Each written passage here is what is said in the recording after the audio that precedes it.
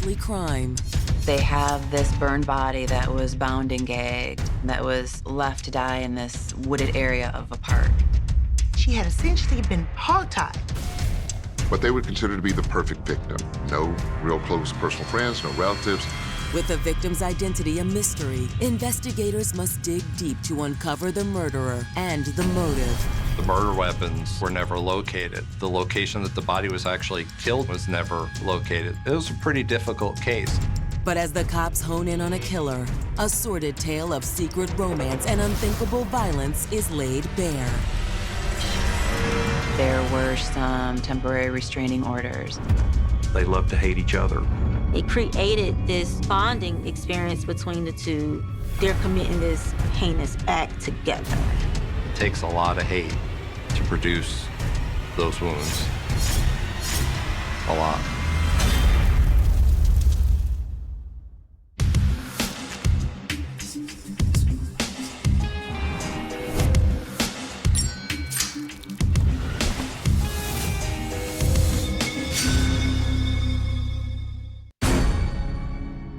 March 4th, 2005. It is still dim and quiet in the pre-dawn hours along Welcome All Road in suburban Atlanta, Georgia. Welcome All Road is one of the main thoroughfares that runs through College Park in the area of the airport. It's a bedroom residential community. But at 3 a.m., the peace and quiet in the College Park neighborhood literally goes up in flames. A Fulton County police officer who was working morning shift, which is the night shift, was patrolling the area of Welcome All Road and saw flames in the area and located the vehicle that was burning off to the side of the road. 86 Foxtrot Dispatch. I got a 1086 truck on fire. Start a fire truck, please. The fire department rolls in, and at that point, they observe the white truck sitting there, parked in the lot, totally engulfed in flames. And at that point, they begin to extinguish it, only to have a shocking discovery as they put the flames out. After extinguishing the fire in the bed of the truck, there was a body. It does not appear that they could identify that body, and they had no idea whose body it was. As detectives arrive, What we got? officers process the scene. Working patrol, saw smoking fire, called the fire department in. Janice was in the back of the truck. Smelling it for the first time, it certainly takes you aback. A human body burning is not something in any way, shape, or form that, one, you forget, or two, that you really want to ever do again if you can help it. The body was unrecognizable. There was nothing with the body to identify it as far as no bags, purses, wallets, etc., driver's license. Thankfully, firefighters had managed to stamp out the blaze before it consumed all the evidence. The front of the pickup truck still has the fenders on it, undamaged. The license plate is on there, and it is readable. They were able to trace it via the VIN number, the license plate, to Cheryl Miranda.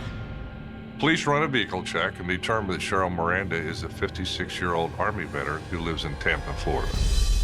Are the charred remains those of Cheryl Miranda?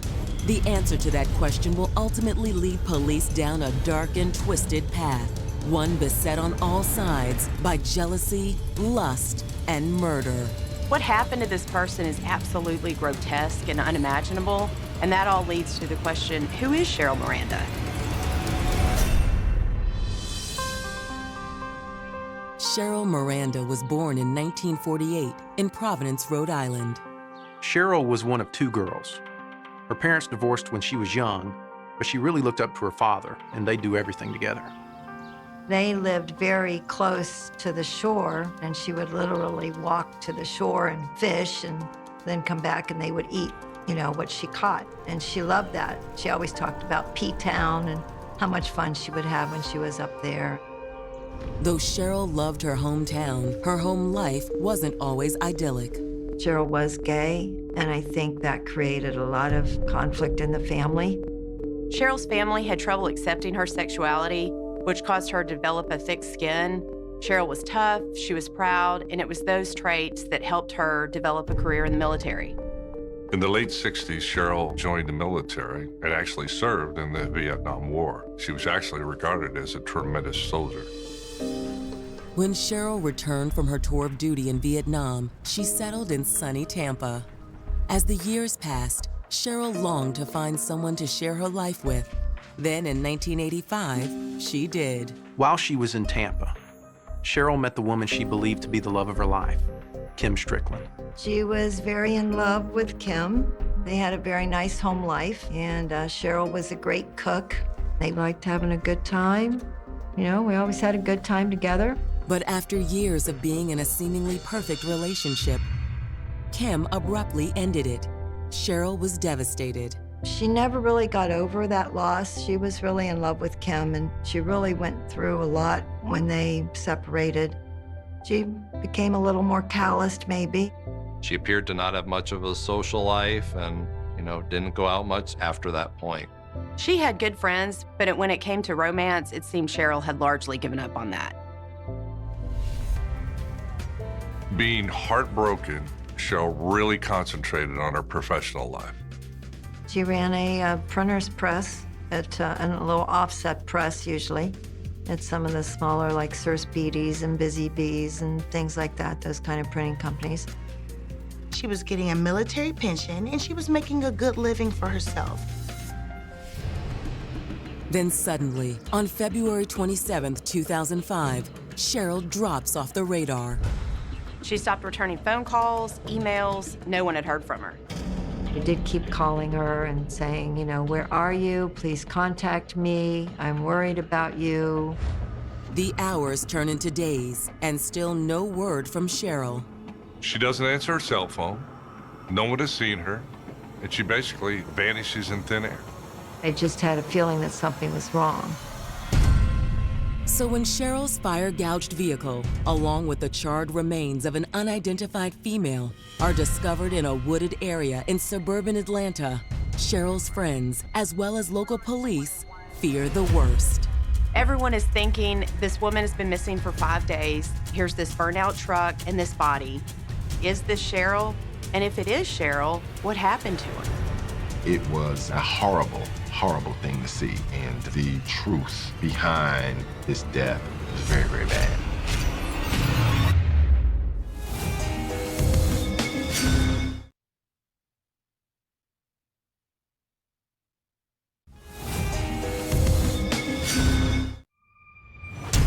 Five days after vanishing without a trace from her hometown of Tampa, Florida, 56-year-old Cheryl Miranda's pickup truck is discovered burning in a wooded area in suburban Atlanta. The vehicle had been burned so badly that it was virtually impossible to get any forensic evidence from the vehicle by way of fingerprints or any DNA evidence. The remains of a female have also been found at the scene. Though the body is so badly burned, CSIs have no way of confirming if the victim is, in fact, Cheryl. She suffered third-degree burns over 95% of her body. Her face was entirely burned off. So the question really is this the body of Cheryl Miranda, or is it someone else? Identifying the body is only half the battle. Investigators also need to determine the cause of the blaze. You could have had an accident, but that doesn't make any sense because the person is in the back or the bed of the truck, and the truck did not spontaneously combust under the circumstances. Check this out. They were subsequently able to determine that an accelerant such as lighter fluid had been used. Yeah, it's an accelerator coming from all the way up there. It can be clearly seen that certainly some of that lighter fluid leaked down onto the side of the truck, thus causing a very dark black area that would show where the majority of the accelerant was placed. They ruled out accident. This is a homicide. So in this case, of course, they're going to try to get some idea as to who the victim is. So we automatically start thinking about, is this domestic related? It could have been a store robbery where a store owner was going to make a deposit late at night because of the time of the day. But a closer examination of the body seems to rule out the armed robbery theory. Looks like there's some ligature marks right here around the wrist. Possibly a rope, maybe a belt. They see that the body has been bound and gagged. She was bound around her wrists. That cord was affixed to her ankles. Law enforcement is going to rule out a robbery simply because of the fact that the person was bound. Normally, a robbery is going to be an in and out situation. You don't want to have a lot of contact with the victim. As day breaks, the body is transported to the Fulton County Medical Examiner for an autopsy. With the body so badly damaged, there's only one shot for a positive ID. There was one attainable fingerprint that the medical examiner's office was able to get during their autopsy and their investigation. It was a miracle that there was this one intact fingerprint for the forensics team. The medical examiner was able to run it through the system and determine that it belonged to Cheryl Miranda. I was angry about it, upset as far as hurt. With the identity of the body confirmed, detectives now need to determine the exact cause of Cheryl Miranda's death. Hey, Doc. As they're doing the autopsy, they're describing to us what they're finding. When they examine the body, they are going to make certain determinations. One that may have been determined in this case was whether or not this person that was found in the bed of the truck was killed prior to the fire being set. She was actually dead before they burned her. Okay.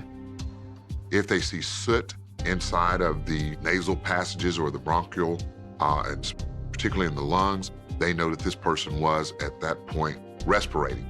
So what was the time frame? She's been dead about a few days now. There were significant blunt force trauma, wounds to the head and chest of the victim.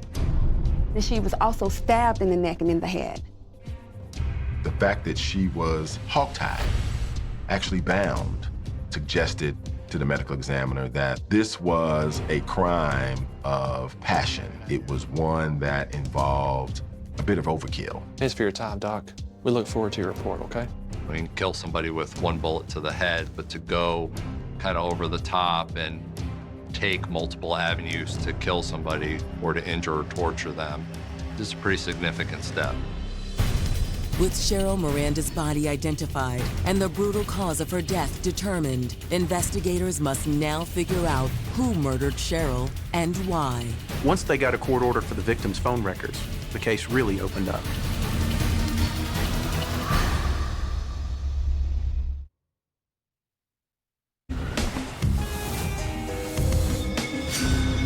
As of October 2015, the International Criminal Police Organization manages a database of more than 233,000 fingerprint records. From January to October 2015, more than 1,900 positive identifications were made as a result of this global data sharing program.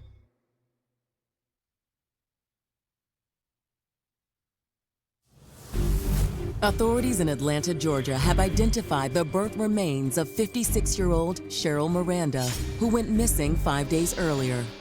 With Cheryl's death classified as a homicide, detectives contact the Hillsborough Police Department and ask them to check out Cheryl's home in Tampa, Florida, in the hope that it will shed some light on why she was so viciously murdered. Police, anybody home? As an investigator, we then start trying to determine where this person lived at, because where they lived at will also bring you to who they live with, their relatives. Has their home or their apartment been burglarized? Has there been a crime scene within that area? Hillsborough County deputies went there, and her apartment in Tampa was not disturbed. There was no blood, there was no bodily fluids found anywhere. Did not look like a struggle had taken place. Did you see anything? All looked fine to me. With Cheryl's apartment yielding no clues, detectives subpoena her cell phone records. We were able to get a court order for her voicemail for her cell phone, and on that was numerous calls from a female by the name of Teresa Smith. She had left Cheryl messages asking where she was, saying she was worried about her. Hello? When detectives get Teresa Smith on the phone, they inform her of Cheryl's death. Oh my God. They had tracked me down through my messages, and he told me she had died. I was very surprised. What happened to her? Upset at the time. When I spoke with her, she said that she had been a friend with Cheryl's for a while. When was the last time you all spoke? It's been a while, February 27th. She was gonna come over to my house and watch the Oscars with my husband and I. She was late, so I called her to see when she was gonna come over, and she said she'd be there in a little while. and she never showed up. And then for days after that, I tried phoning her many, many, many times. In speaking with Teresa Smith, it's clear to investigators that she has absolutely no idea what happened to her friend. All right, thank you very much. All right. Thank you. There's another number in Cheryl's phone records, and it's an Atlanta area code. Police look up the number, and it belongs to a woman named Beth Daly. Detective Kalish calls Beth Daly, and she refuses to talk to him. She says her attorney will call him, and then she just hangs up. Beth's behavior on the phone was very suspicious. It seemed like she was trying to hide something. On March 16, 2005, 12 days into the investigation, detectives pay a visit to Beth Daly at her home in Riverdale, south of Atlanta. Hey guys, how can I help you? Hi, is Miss Daly home? No, she's not. I'm her husband. How can I help you? Yeah, we need to speak with her regarding an investigation we're conducting. Can you confirm for me this is her cell number? Nope. That's her old number. Old number? Yeah, she changed it yesterday. I don't have a new one. I'm not sure why she changed it.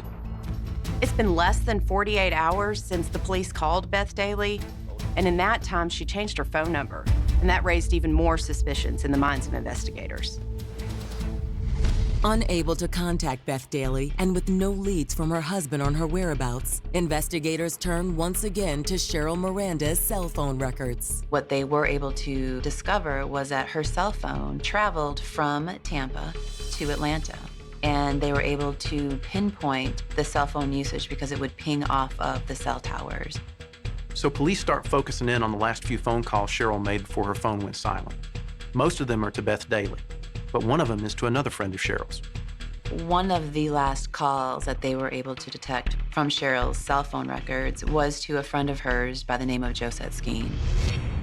Detectives traveled to Tampa to confer with local authorities and sit down with Josette Skeen. Josette Skeen was a lifelong friend of Cheryl's, so police are sitting down talking to her to see if she has any information about her disappearance. Phone records show that you all had a conversation not too long ago. She doesn't know what happened to Cheryl, but she does have some very good information. She wasn't really happy and she was thinking about a change. Josette Skeen was able to shed some light on who Cheryl Miranda was with in her last days, possibly, and what type of life she had been living before her death. Josette explains that on February 27, 2005, Cheryl Miranda left Tampa of her own free will, but her final destination wasn't Atlanta. Cheryl was actually traveling to Josette's mom's house in Alabama when she left for her trip. Cheryl was thinking of making a change, so her plan was to visit Josette's mother in Alabama to see if that was somewhere she might want to live. But in explaining this to investigators, Josette Skeen reveals an important clue. They took off about a week or so ago. I'm sorry, you said they. The information that Josette had was that Cheryl was dropping a couple of friends off in Georgia and then was going to continue on to Josette's mother's house in Alabama. Police are thinking, okay, now we're getting somewhere. If there's no evidence at her house about what happened to Cheryl, then perhaps whatever happened to her actually happened on the road. Police ask Josette if she knows who Cheryl is traveling with. Josette isn't sure, but she does know that Cheryl has a roommate, a woman named Tanya Miller. Thank you, been very helpful. No problem. The investigation of Tanya Miller revealed that she had a son by the name of Jabaris Miller, and he was in his late teens at the time. Jabaris Miller at some point faced some troubles, and he lived with Cheryl and Tanya for a period of time. This really piques police interest because when they checked out Cheryl's apartment, neither Tanya nor Jabaris were there, and if they weren't there, where are they? Is it possible that they are the friends that Cheryl was bringing to Atlanta? And how does this tie into Beth Daly, the same person who Cheryl had multiple phone calls with before her death, and who also acted very strangely when approached by police? Detectives head back to Atlanta, Georgia, to pay another visit to the home of Beth Daly. Once again, Beth is nowhere to be found, but this time, her husband James is more forthcoming. I don't know this Cheryl Miranda lady you guys are asking about, but my wife, she runs a rough crowd. She also has a habit, if you know what I mean. And honestly, she's not gonna be my wife much longer. Cheryl was speaking with Beth, a known drug user, in the hours leading up to her death, not far from where her cell phone appeared to have last been used. This raises the possibility that Cheryl Miranda was using or even selling drugs. If this case is drug-related, it opens up a whole slew of potential suspects.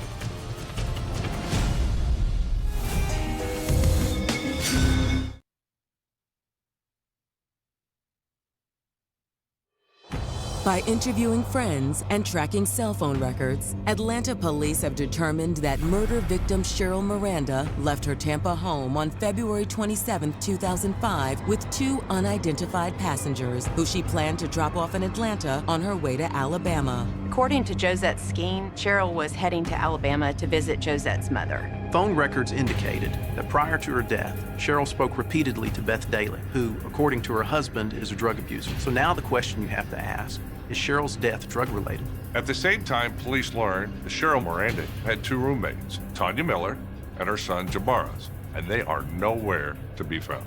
Is it possible Tanya and Jabaris are victims as well, and police just haven't found their bodies?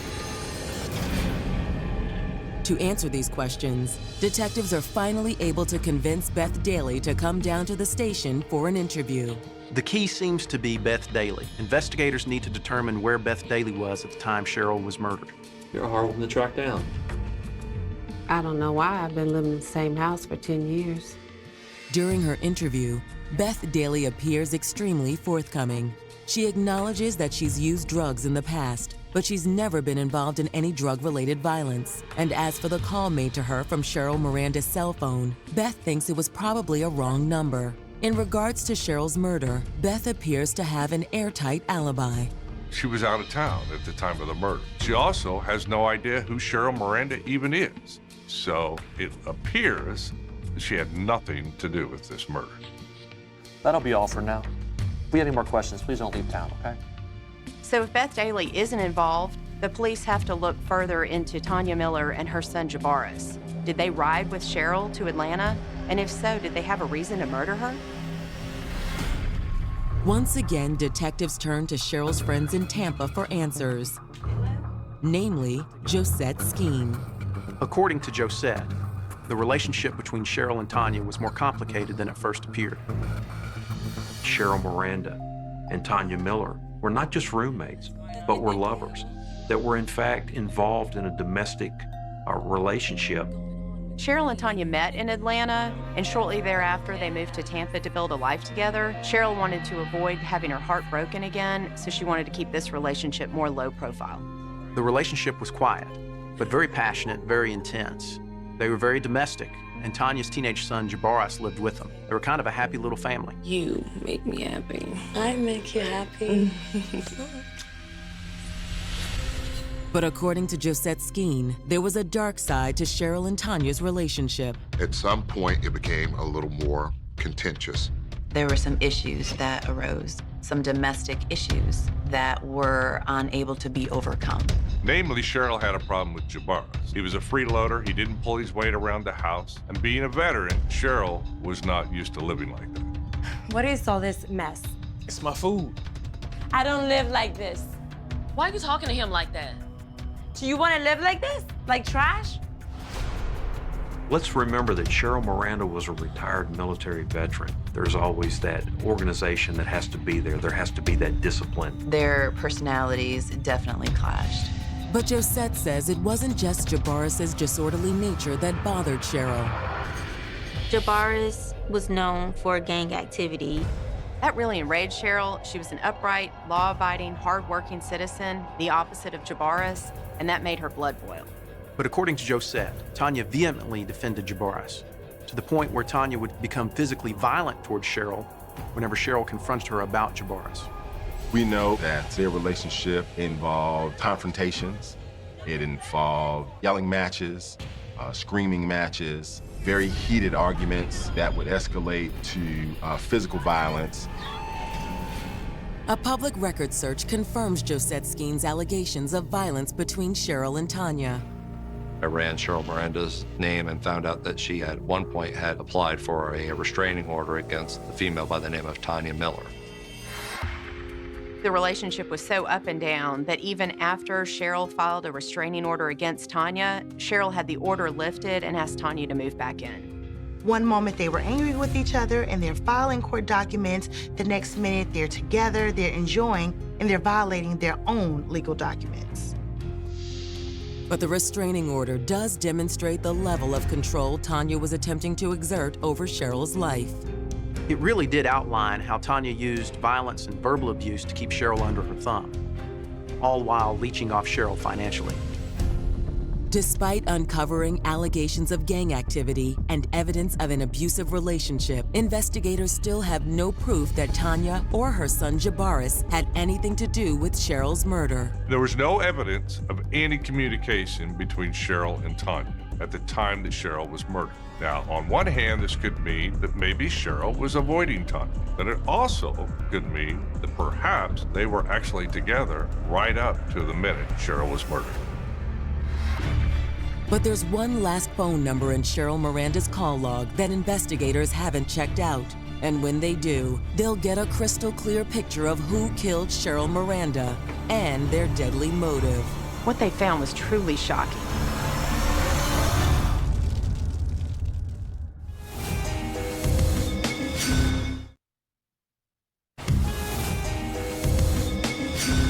Domestic violence has no face. It's not gender specific.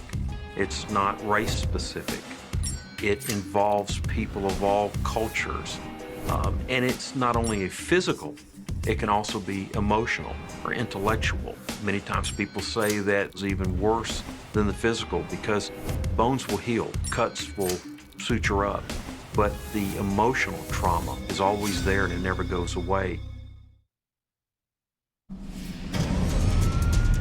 It's been nearly 2 weeks since Cheryl Miranda's charred remains were found in the bed of her burnt-out pickup truck. And police have uncovered evidence that Cheryl was in an abusive relationship with her live-in lover, Tanya Miller. Cheryl even got a restraining order against Tanya. So police think that Tanya is violent enough to commit murder, but they need more concrete evidence to tie her to the crime. So they decide to look through Cheryl's phone records one more time to see if any numbers jump out at them.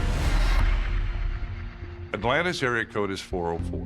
The only 404 area code number in Cheryl's phone was that to Beth. Now, Beth has already been ruled out as a suspect because it appears she doesn't have any connection to Cheryl Miranda. But what investigators hadn't noticed before were a couple calls to a 770 area code. And one of those numbers was registered to a woman in Griffin, Georgia. Phone records came back to a cell phone number of an Erica Hammond. I was able to call Erica and ask her about the phone call that she received from Cheryl Miranda's phone. Erica Hammond explains that she did receive a call from Cheryl Miranda's phone on the night of February 27th. Hey, Cheryl. But it wasn't Cheryl on the other end of the line. What?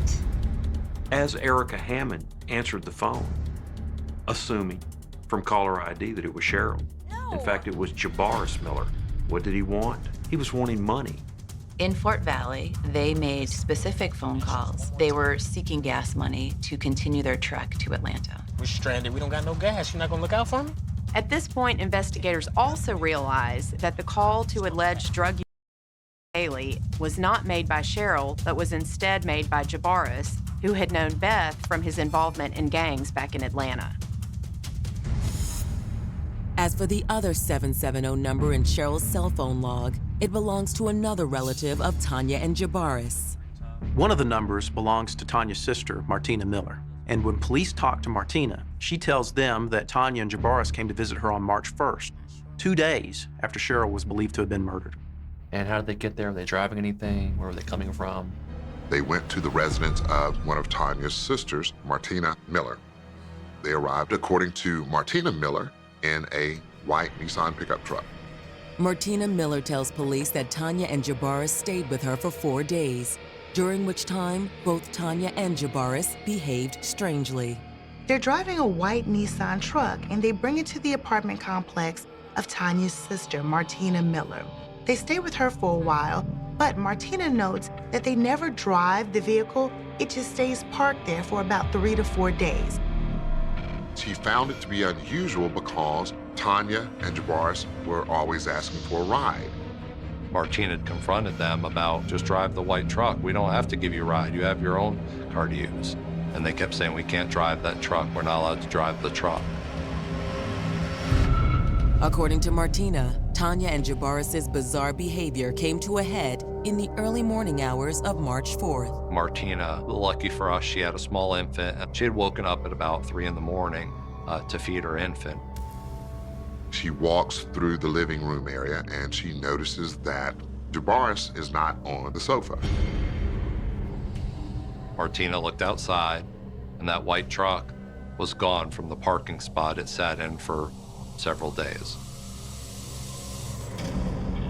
Later on in the day of March the 4th, Martina's watching the news. And on the news, she sees that there is a story about a vehicle that was on fire very near to her apartment complex.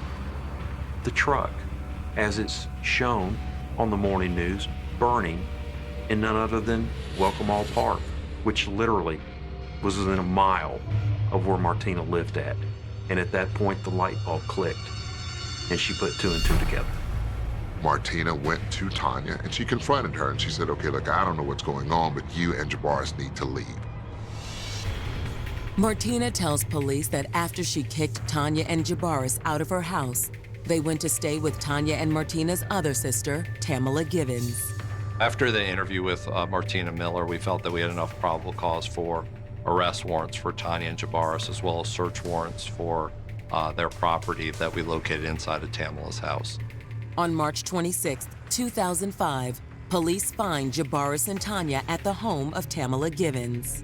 In some bags or personal belongings of Tanya Miller, they find items that were the personal items of Cheryl Miranda. Inside of one of those bags also was found a sharp knife or a letter opener and a set of nunchucks. And obviously those were taken into police property as well due to the stab wound that was located on Cheryl Miranda and the significant impact injuries that she had to her body as well. But we weren't able to link those specific instruments to her injuries at all. Police arrest Tanya and Jabaris on suspicion of arson, kidnapping, and murder. At the station, investigators question Jabaris first. I keep trying to tell you guys, I did not kill anybody. I'm not a killer. Jabaris vehemently denied that he had anything to do with the death of Cheryl Miranda. There's some swearing and cursing during the interview, both ways. He's swearing at us, we're swearing at him, trying to get the truth out of him. As the questioning became longer, he eventually admitted that, yes, he did burn the truck. And he burnt the truck because he noticed the body back there, and he didn't want it to be traced back to him. Who killed her? I burned the body, but I didn't kill her. So Jabaris is copped to arson, but as far as the death of Cheryl Miranda, he claims to have no involvement. Meanwhile, in an adjoining interrogation room, Jabaris's mother, Tanya, is painting a very different picture of what happened. Tanya's interview, on the other hand, was very different. She, kind of joked around a lot. She didn't take this too seriously. She was playing the game better than Jabaris was. Cavalier responses and definitive, specific information that she was not giving us was very hard, to match up. I mean, kids will be kids, right? She just told the police, well, I don't know what he did, but I can tell you what I didn't do. I didn't do anything.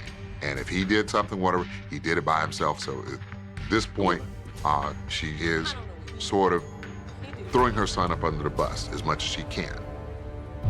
And near the end of her interview, Tanya makes a small but significant mistake.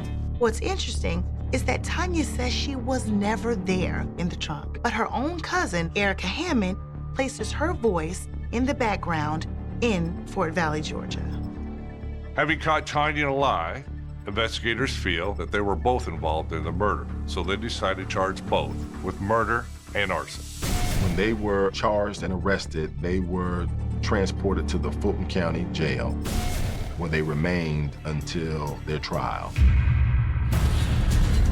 But as the case heads to trial, prosecutors realize this is far from an open and shut case. You don't have the smoking gun there. You don't have the witness who says, like, I saw them do this or I saw them do that. This is one of those trials that can go one way or the other.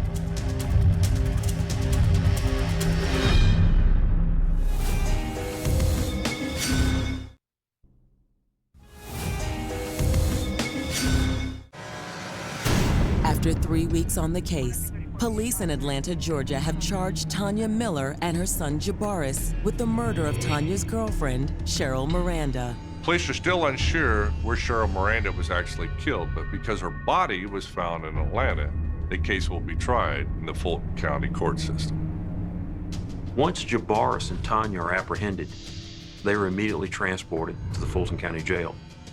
They remained there for approximately 2.5 years as the legal proceedings wind its way through the Fulton County judicial system. In February of 2008, prosecutors decide to try Tanya and Jabaris together.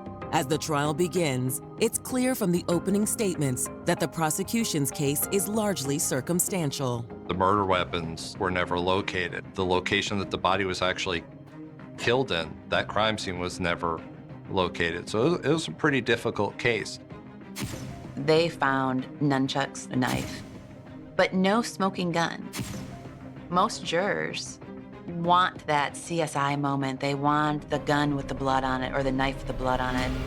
In lieu of hard physical evidence, prosecutors stand up on the two things they have in spades: motive and opportunity. The motive in this case was really quite simple. It is anger that develops from jealousy and a sense of retaliation from when Miss Miranda wanted to end the relationship that she had with Miss Miller and cut her off completely. Knowing that Cheryl was beginning to look past Tanya and their relationship and to begin a new life in Alabama without Tanya, that passion perhaps was what stirred up this crime of passion. This, I am going to control you. If I can't have you, nobody else will. I think there was a fight that started between Tanya Miller and Cheryl Miranda. I believe that perhaps Cheryl Miranda was getting the better of Tanya Miller. Get off of me! I believe that Jabaris interjected himself into the fight to help his mother. And I believe that together, they strangled Cheryl Miranda to death in the apartment. It had to have taken two people to enforce the blunt force trauma, the stabbings, the strangulations, the belt around the neck, the hands being tied, the legs being tied. There was no way that just one person could overtake someone who was military trained. I do believe that Jabaris and Tanya fed off each other, created this bonding experience between the two that now they're committing this heinous act together.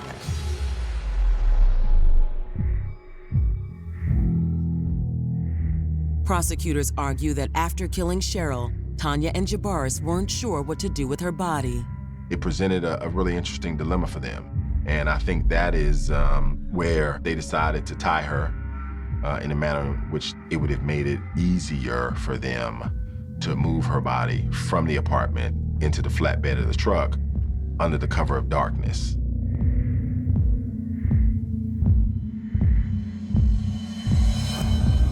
Jabaris and Tanya Miller, they decided that they were going to cover up the crime by using Cheryl's cell phone to make it seem like she was still present, to make it seem like they're traveling and things are just going smoothly and that they're okay. But when Jabaris and Tanya get to her sister's house in Georgia, they've got a decomposing body in the back of their pickup truck. So they decide to get rid of Cheryl's body and the truck, and Jabaris does so by burning both of them.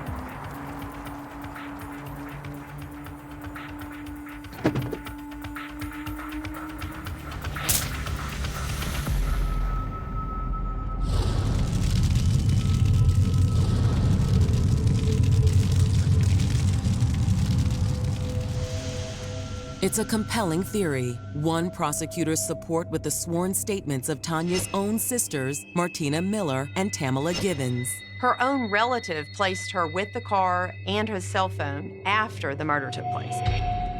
When it's their turn, defense attorneys hammer home the lack of physical evidence tying Tanya or Jabaris to the murder. Because the truck was burned so bad, there was no fingerprint or DNA evidence from inside it from anyone, including Cheryl Miranda. So really to put Tanya and Jabaris kind of in that truck committing the act of the murder itself was a difficult task for the prosecution. The defense's case was pretty good. If the goal was to plant the seed of reasonable doubt, it seems they did that fairly well. On February 22, 2008, both sides rest their case. A day later, the jury returns with their verdict. Both Tanya Miller and Jabaris Miller were found guilty of malice murder, aggravated assault, concealing the death of another, and in Jabaris' case, arson. Tanya Miller was sentenced to life plus 10 years, and Jabaris was sentenced to life plus 20 years. I think the punishment definitely fit the crime due to the nature of the crime, the brutality of it. You're beating someone, you're torturing them, then you eventually killing them, and then you're concealing it as well. And yet, there is no relief from the bitter truth that even for the kindest souls, opening yourself to love is a dangerous game, maybe even a deadly one. She was a great person, you know. She'd do anything for you. That's what I remember the most about her. She was a daughter. She was a sister. She was a friend, a neighbor, a veteran who had the unfortunate circumstance of crossing paths with a cold-blooded, heartless killer